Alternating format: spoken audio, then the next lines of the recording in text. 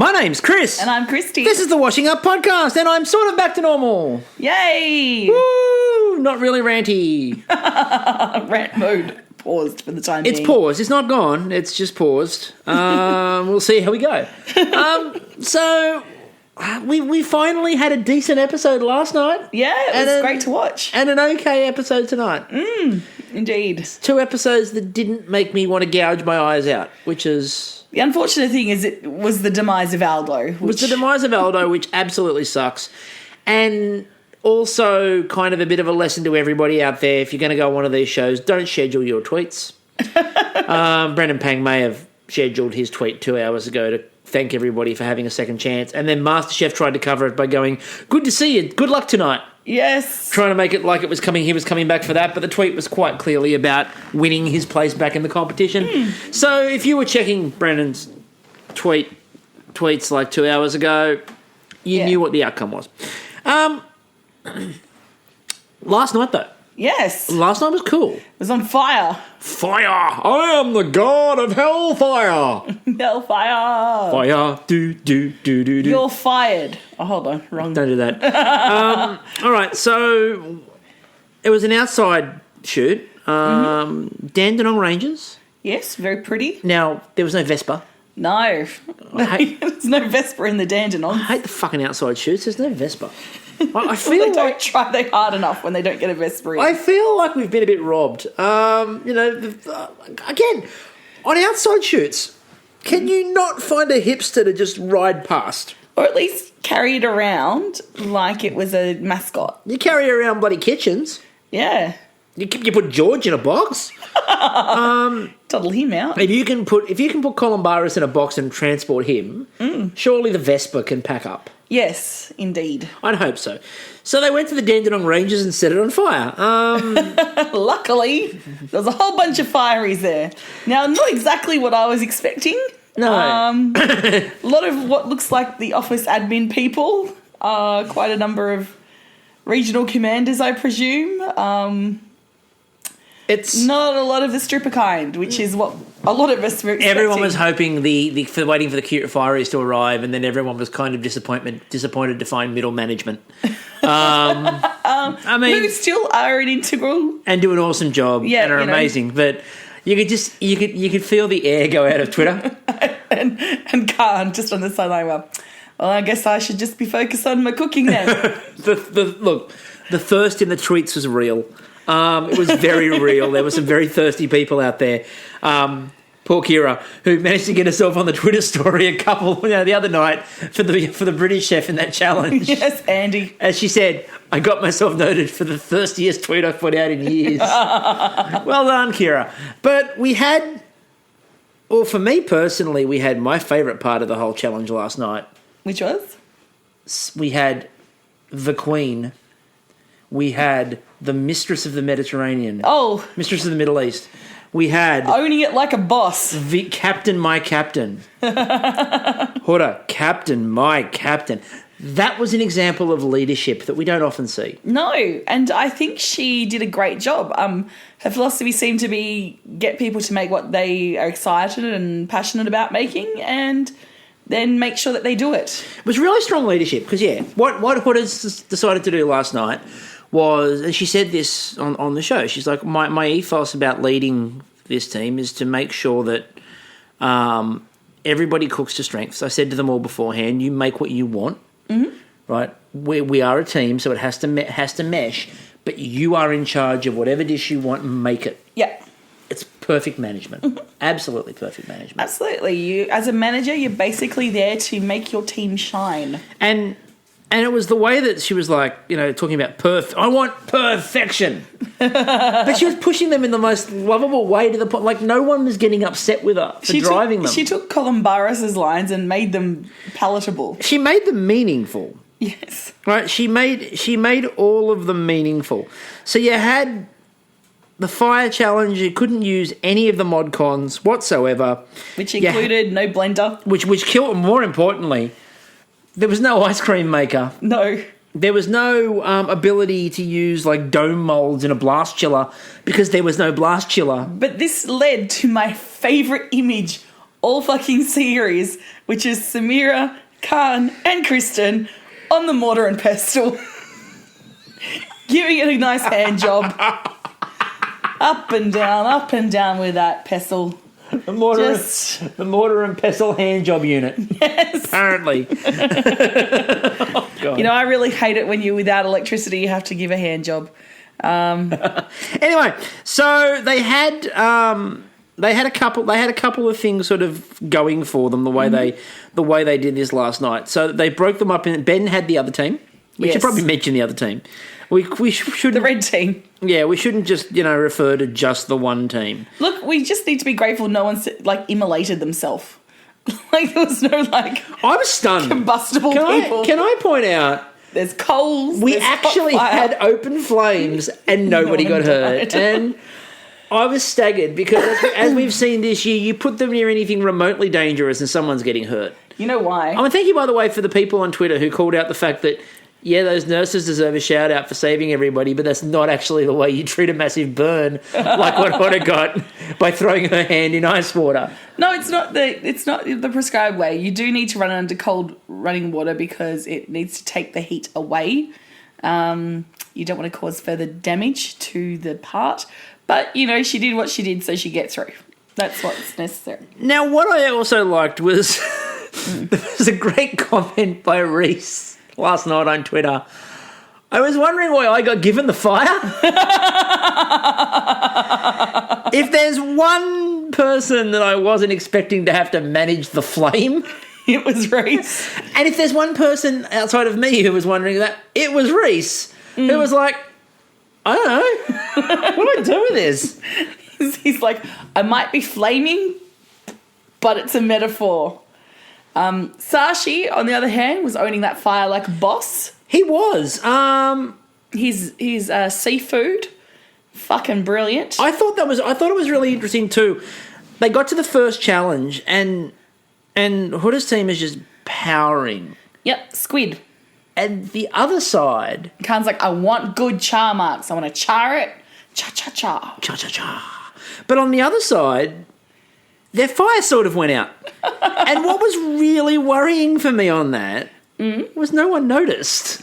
And it got to the point where we nearly had the greatest moment in the history of MasterChef, where George Columbaris came over to prove their flame was out. And he touched it. And just put his hand on the coals. Oh. And I have never wanted coals to be hot more in my life. Just a little bit of immolation there would have been just fine. The schadenfreude of George, just...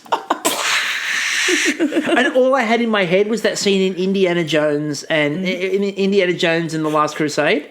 Yes, the Last Crusade. Where he picks up the medallion. Oh yes, and then burns it into his hand. So I love that one. That's the first Indiana Jones, not Last Crusade. Anyway, so there was no ice cream maker. No, there was a lot of gadgets. No gadgets. No pressure cooker. No sous vide. George was speechless. Yes. Which was terrifying. Look, entrees were both fine. Mains were both fine. No, the cauliflower. The cauliflower did look like it... Okay, so... The initial cauliflower could have been served as an ash. Okay, so just which is what they should have done. So just for the record, as a historian... I quite often look at this and go, well, where have I seen these things in history? I occasionally study Pompeii and Herculaneum, and you think it was the cauliflower looked a bit like the bread that they found in the oven, having been made on the day where the volcano erupted. I sort of thought the cauliflower was that. It was you could carbon date it. Yeah, what's it called? There's something classed when the pyroclastic flow. That's it. The pyroclastic flow just struck. It just struck. So you had the cauliflower burnt, but look beyond that. The entrees were good. Yeah. The mains were good. And then we get to dessert. Okay, so... I've spoken many times about cooking cakes on a Girl Guide fire. You have, and it warmed the cockles of your heart. And to see it last night come out in MasterChef, it's not just us. Even people who are good cooks can't cook a fucking cake in a fire. You were giddy. I was. But it's so delicious. That's the thing. Like, yeah, it might have not looked the greatest, like that baked mousse and that baked ganache, but it does what it does, which it goes burnt on the outside. You get this really thin layer of perfectly cooked cake and then runny as fuck on the inside. See, what I enjoyed about it was... And then you dip your s'mores in the middle. And George and Gary were really cracking the shits about the way they did that. Yeah. And meanwhile, yeah, you were there going, looks great to me. Yeah. That's how it should look. It's like it's cooked on fire. That's the nature of fire. These people who don't have their own pretentious restaurant in Surrey Hills that's all about cooking with real live fire and have the personality of a wet mop. But enough about the guy from Fire Door or whatever his name is. The guy the random guy from Surrey Hills, so they brought up to set fire to the Dandenong Rangers. Yeah. I'm sure I've seen him on something like Fuck That's Delicious. Why could they not find a Melbourne chef who cooks with fire? Why did they have to fly somebody down from Surrey Hills? Because no one in Melbourne is stupid enough to cook with live flame. Like, purely with live flame. I'm sure you can find somebody in Melbourne who uses a flame. Like, even like a guy called Gary who's out in his backyard who wears flannel a lot and barbecues everything no matter what it is, including, like, someone brings over a Luxor. He's like, oh, I go great on the barbie. What have you got? Pav. Oh, perfect. Oh, I've got a rotisserie for that. Pav on the rotisserie. Oh, nice. Well done, Gaz. The important things you got to keep basting the pav. Yeah, what you got to do is you got to do the cream juice. Cream and passion fruit. You got to keep basting it when it goes around on the rotisserie. Look, the meringue gets a bit soft, but it's beautiful. See, if they wanted to go with something like desserty, that would have worked. What works really well from my Girl Guide experience, baked apples. You stuff them with a bit of brown sugar and sultanas. Comes out beautiful. You core them, stuff it in.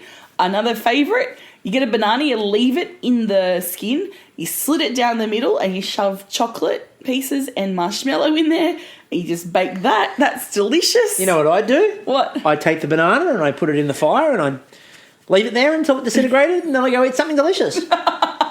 Leave bananas alone. No, banana. But I think... You put the na in banana. I put the na in banana. But I like that everybody on Twitter basically at the same time went, just do marshmallows. Yeah. Just marshmallows. Small that shit. Yeah, exactly. That would make sense. But what I found fascinating was they put the 4 so-called dessert kings and queens on dessert. And all 4 of them fucked it up. Because they're cooking with a fire, not an oven. Like Kristen said, it is like unpredictable. The heat's going to vary, and as we know from watching Bake Off, you need a reliable oven. So what you then do is you plan a dessert accordingly. If you are that good at desserts, you plan a dessert that will work. You don't go, I don't have an even flame. I don't have a consistent flame. I'm going to make a cake that requires a consistent flame. True. I mean, it's planning. They could do something like a chic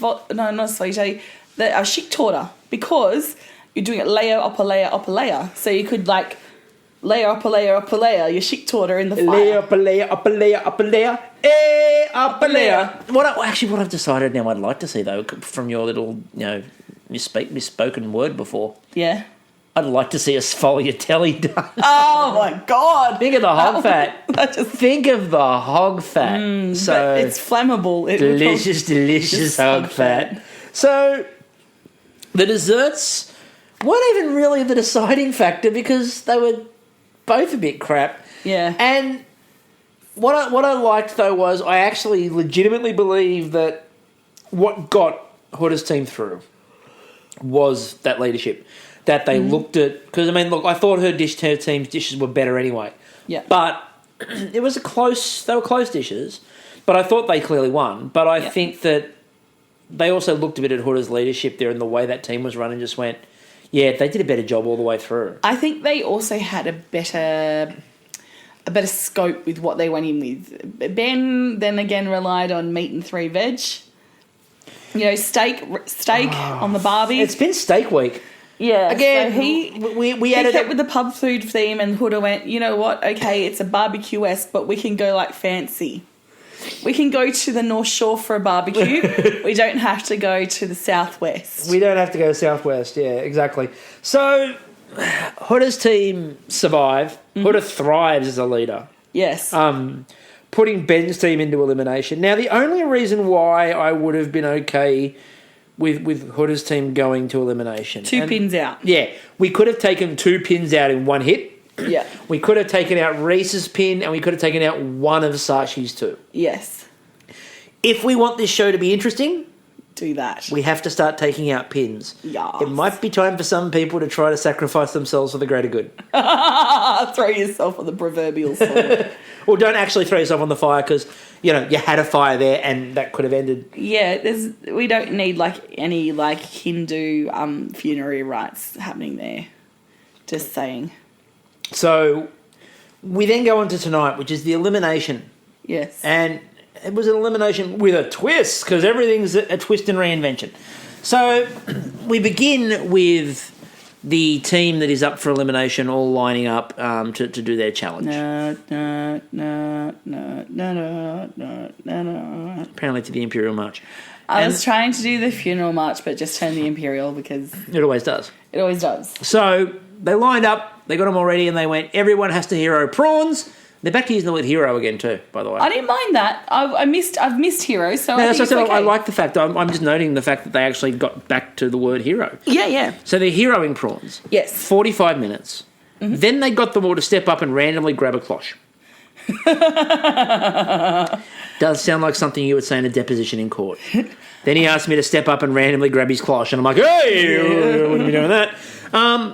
So they stepped up, they each grabbed a cloche, and we ended up with our choices, and we ended up with our selections, and we had kind of a really interesting range of foods being chosen. So what we had was Aldo, the Italian, got the French. Merci. Jess got Vietnamese, and Jess was very quick to go, I'm from Indonesia. My parents are from Indonesia. Good morning, Vietnam. We're all from Indonesia. I don't know how to do Vietnamese. I don't know. Although the Masterchef Twitter account really didn't get the hint because Jess has literally on television just finished saying, I don't know how to cook Vietnamese. They go to the ad break and the Twitter account goes, Jess explains to us the perfect way to make a Vietnamese spring roll. She's just finished telling us she doesn't know. She's making it up as she goes along. Look, it worked, and we'll talk about that in a minute. It really worked, and I want to order some. So do I, but she just finished telling us she didn't know how to do it, and then they're like, she explains how to do it. It's like, well, it doesn't quite work that way. Gina got Spanish. Yep. Which kind of ruined her ability to use pasta. Larga televerga. But she did get to make a paella, so it's like the Spanish. I swore in Spanish. Yo quiero Taco Bell. So... She got to make a paella, which is kind of like, a Spanish version of a pasta. Yeah. It's the equivalent. It looked delicious. It looked amazing. Good work. And she did that in 45 minutes. Well, that's why she called it her version of a paella. Yeah, exactly. Because it's not a real paella, because that takes, hour upon hour upon hour of basting with sauce. Well, it depends on how big your pan is. If it was like the one at the... Bake-Off Grand Final last year. That was fucking massive. Nobody ate it because it was sitting out all day. But a child could have jumped in and done an angel... Like a snow angel. It is one of the largest pans I have ever seen in my life. You could have stood up on it and done a tight 10 on a hay bale on top of it at a comedy festival. Anyway. Sarah got Thai. Yeah. Carbon car. Which is easy. And I'm not saying that in a criticism of Sarah because she did a good job with it. But Thai flavours are really... I mean, we eat a lot of Thai, so that's straightforward. Thai's fine. Look, a lot of the things were quite... All of them were simple. We'll come to that in a minute. Chloe got Mexican. I'm not going to lie. That is the easiest one to possibly get in your life. And look, even Chloe was kind of admitting when they cut to her. She was smiling. She goes, I got Mexican, and just started laughing. Look at this. I couldn't have picked a better one if I tried. And then Ben got Greece. That's where I wanted to go. Oppa! Ben got Greece, and I felt for Ben. We good? I'm getting Zorba next to me. It's great. I felt for Ben in a way that he, as a robot, cannot feel. Not to serve Greece to the guy. I like the Who does idea. Greece? I like the idea that Ben's robot brain managed to scan Wikipedia to work out what Greek cuisine was, and was like, just getting an error, server issue. I honestly think he psyched himself out of it. Of course he did. And the problem is that George Columbaris is hanging around, and he's also freely admitting that he doesn't cook proper Greek. No. So Columbaris is admitting he doesn't cook proper Greek, and at the same time going, but I expect you to. But I don't. But I expect you to. He didn't do a prawn moussaka. That would have been good. Ben had no idea what he was making. Well, he wanted to do a tasting platter, a mezzo platter, and George and Gary basically went, oh, that's a lot of things. Well, they were right, though, because, keep it to a couple of simple elements that you can get right, especially when you're up for elimination. You keep it to things that are simple. Here's an idea. Do your flatbread bread, do your prawns in your uzu, because that works really well. Yep. And then throw some tzatziki on it and some, maybe some sliced up fennel. Go steal the fennel that Aldo tried to take for the French when they're like, Aldo, that's Italian. He's like, I know, I've got to have something. It's just, find the flavours, put it together. It doesn't have to be... He psyched himself out. He did. So Jess clearly won. And so far that they didn't even make her wait around for the judgment. They just sent it straight to the gantry. I know. I thought the others all did a really good job, actually. And I thought that, to be honest with you, I thought Aldo was a little bit unlucky. Yeah. Look, they said that it was his prawns were slightly overdone, but I sort of couldn't find the concept of Ben's dish, because the most Greek element was he did the prawn heads and he put some yogurt on a plate. Well, there was some tzatziki and some flatbread, which... It was kind of a basic, like if you've got friends coming over... I mean, obviously we don't do the prawn heads, but everything else, it's kind of, you got friends over, what sort of are you going to do? Yeah, just open up a container of that. Yeah, but both dishes were a bit... both a bit crap. Yeah. They're both a bit crap. Look, let's be honest. So, I think it was right to judge it on who cooked the prawns the best. So, we end up with Aldo being told, well, you're not going home just yet because you've got to compete, but other people are here with you. And then first through the fucking door. And Joe just... Gave me life. In she came, and running at Aldo to leap at Aldo, reunited, and it feels so good. Look, I had two thoughts at this point. I'm like, one, if Chloe wants to redeem herself, she now offers herself as tribute to take Aldo's place. Two, I'm like, who is Aldo swap worthy? Who would I want back over Aldo? And there was some meta. Oh, it was so good to see Meta back. Now, again, before we get into it, we tweeted this out. Marco tweeted it out. We sort of retweeted it and set the challenge to people. Name me the first three contestants that went home. Think about it. We need a cricket sound effect. We do, because it's very hard to do. It was Brett. He was the first one home. I'm pleased to see you remembered his name. I just remember him as glasses guy that sets his pan on fire in the intro, which is kind of not a good sign. No. Meta, he was. And then it was Adele, wasn't it? And then I think it was Adele was third. Yeah. It was good to see them back. Was it Adele or Denise? Oh, it could have been Denise. It was Denise. It was Adele or Denise. I don't know which order. I can't remember. Even we can't remember. Right? We're podcasting and we don't remember. So, but it was definitely Brett going home first. And look, Brett got himself in the background of a shot, and that was lovely for Brett, and well done. Yep. You could tell who was not making it through because they fly under the radar. This is the night to not be in the montage of mediocrity. Tim Tallum, Meat Bay. Was he there? He was there. He was hugging Brendan. He was like Brendan's support crew, really. Okay. He was like the pit crew for Brendan. Yeah, he was. All right. So we really kind of knew early on. Jenny got like a Jenny was sort of shown in passing. Love seeing Lisa though. Oh, loved it. It's been so long. Oh, whole week. Not even a full week. That's right. 2 nights. So last year we talked about this. I'm going to start off by saying I don't like the concept of bringing people back. No, I think it's a bit unfair. I don't like the idea that you get a second go at it because arbitrarily halfway through the contest they're like, let's bring someone back. Who's probably had a chance to have a break. They've had a break. They've had a chance to get themselves outside of the Masterchef kitchen, get outside of that headspace and rethink. Also, skills, yeah. Also, and I've said this before, last year and I think the year before we looked at as well, when they did this challenge, the last person eliminated usually got back in. Won themselves back in because they were most recent with the judges. They were most recent with the pressure in the kitchen, but they'd also had a couple of days to go clear their head, sort themselves out and come back to it. And knew what they were needing to serve up. And knew what they had to do. And it nearly worked again tonight. Lisa very nearly pulled that off. She was very unlucky. So close. So you had a couple of people they featured.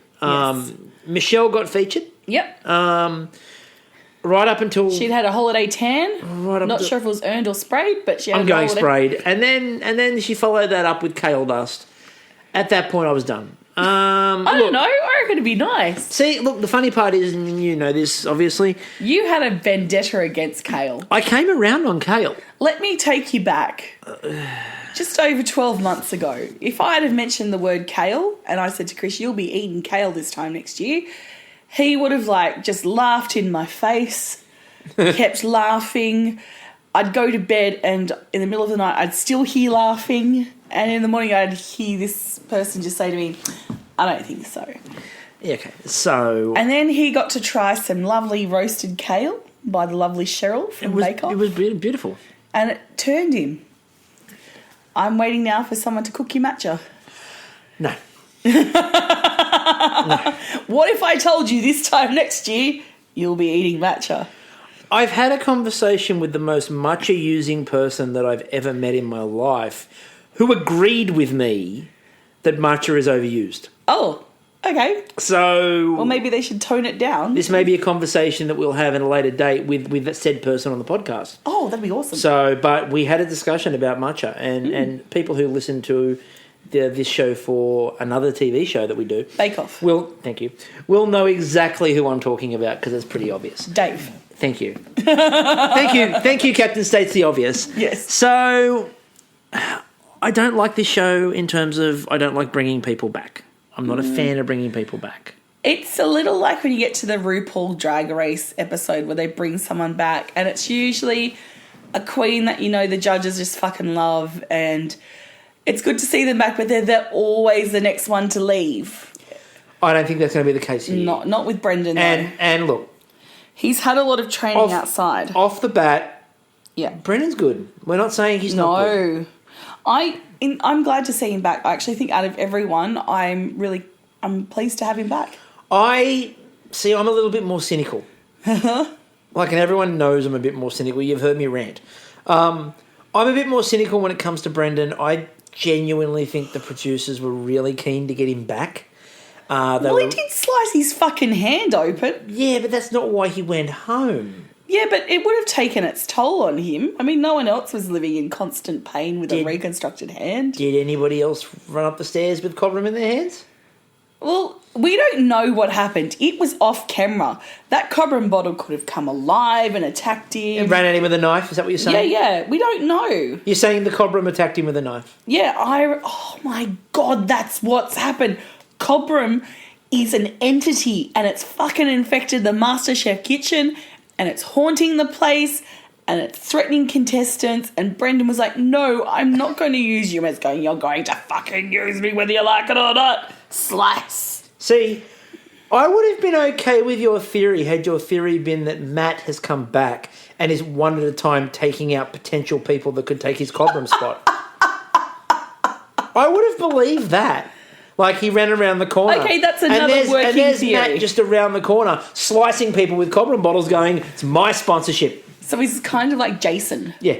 Oh my gosh. Cross between Jason and Freddy. Pops up in your dreams. Pops up in your nightmares. Cobram's going to get you. 3, 4, Matt slicing at the door. So we got down to a couple of people that got shown. First of all, Joe, never change. No. Never change. I want every fucking episode of MasterChef to open with her running through those doors. I love that. I love the fact that even in her one chance at redemption, she was still going to just tell the judges exactly what she thinks. And they're like, she's like, did you miss me? They're like, yeah. She's like, you're only human. I love Joe, and she's fucking awesome. Go back and listen to our episode in the archives. It's a great episode. It was so much fun. She is so much fun, and that conversation is awesome. And you know what you see on TV and what you listen to, that's what you get. And she's awesome. So it was good to see her back on our screens, even if she did put up a dome. There was a dome. It was buried under chocolate, but there was a dome, and you're forgiven. Close, but you're forgiven. Yeah. Michelle was focused on, as we mentioned, with her and her kale dust. And I'm sure there was a better dish there. I don't remember it. I just remember the kale.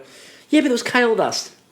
And parmesan. And it was a moment. And pasta. It's all the things you like. But it was a moment as well when Gary sort of stopped being a crotchety asshole. Yeah. And turned around and he went, I only eat things that have been sprinkled with kale dust.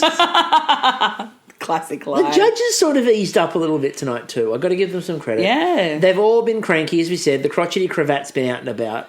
And they all sort of, like, eased up a little bit. Maybe it was getting back to nature, you know. Just, as Matt put it, you know, fire is about the primordial essence and stuff. Up. And I'm like, maybe they just had, like, while the contestants are doing the firing thing, they had, like, a bit of a back to nature man group. They communed. Yeah, they got a guy in with a djembe and dreads and just really went full, you know, wild for a bit to really get out of their suits and just paint themselves up with woad. Does that explain then tonight why Ben talked about being one with the fish sauce? Yes. No, wasn't that Reese? Reese said to Jess, yes. be Reese, one with the fish sauce. Yeah, and I'm like, was it Burning Man they were at? Oh my God, they did. The judges must have had their own little Burning Man. So it wasn't Gary coming out. So it wasn't the fire challenge of the Dandenong Rangers, it was Dandenong Burning Man. No, Gary comes out on a unicycle in a mirrored suit, you know, all painted, like body paint and stuff. George comes out in, like, furry pants. He's dressed basically as Pan. He's got little horns on his head, little pan pipes, you know, he's there dancing around. And Matt has come out as his alter ego, Marcella, and she's just gorgeous, you know, big, long purple hair, like this dress that is, like, fucking, you know, lacy and see-through, and just a gold G-string, you know. So the mood had improved in the kitchen because they were all a Dandenong Burning Man. Yes. I love it. Yes. I love it. And it makes so much sense. Yeah, they weren't actual fireys there. They were Burning Men. It does also explain, though, why, you know, they waited until today to bring back, you know, Brendan, because they couldn't have, you know, delicate Brendan at Burning Man. And look, Jess even struggled at Burning Man because, you know, she's only 19. And she reminded us a couple of times tonight. I'm like, we get it, Jess. You don't need to tell us every time how old you are. Can I just say, though, I'm only 19, and now I'm, like, hearing her do, like, a millennial version of the Red Gum song. See, all I'm hearing? All I'm hearing is only 19, but my mind is open, and I'm starting to hear the rap from Hamilton. Oh, gosh. Oh, people did a lot of things at 19. And I am not throwing away my shot. No. Now, the montage happens. Yep. And you can tell it's the montage of bringing people back because when the montage happens when they're bringing people back, everything is nice about them. Yes. Like they're all like, that's really good. That was really impressive. You were really nice. That was really wonderful. Yeah, it's great to have you back.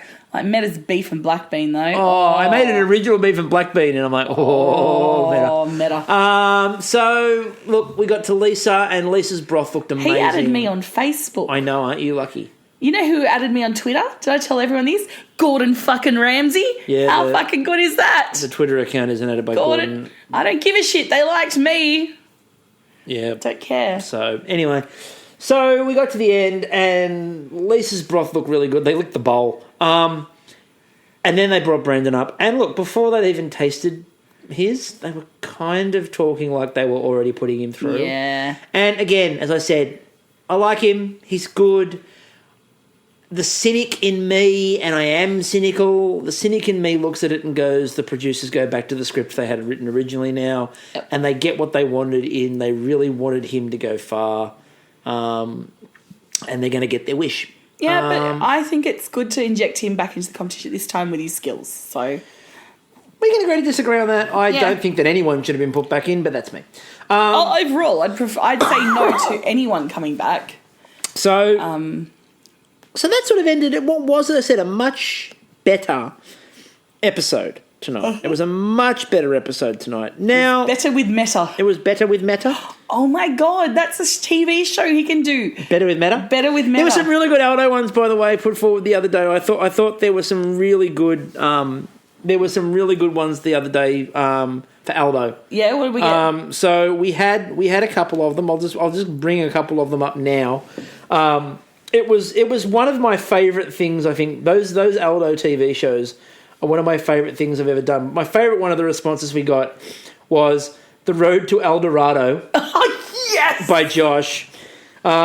Get Aldo and a nonna who appears virtually via cute robot assistant, travelling across Italy in a vintage open-top Ferrari, stopping at random people's homes, raiding fridges, and only having 45 minutes to cook the meal. Oh, yes. I absolutely loved that. And poor Aldo, who had no fucking idea what we were talking about.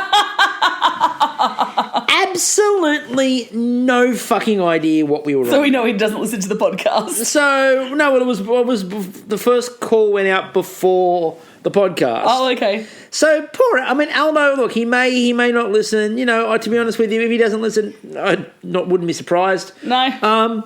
But what was really was just so funny. Hey, Jo occasionally listens. She can tell Aldo all the TV ideas. But, poor Aldo, it just made no sense to him. And I'm like, you poor bastard. I can just imagine he logs in to go, let's have a look on Twitter and see what they're saying about me, and logs in and goes, what the hell is this shit? That's balls. Yeah, all he finds is me going, that's balls. So that's sort of the end of that for this week. Now, I do have to plug something. Mm-hmm. Before we actually finish off, I do have to plug something. Someone got a bit bored before I got home this evening. I may have been communicating with some friends about my dinner.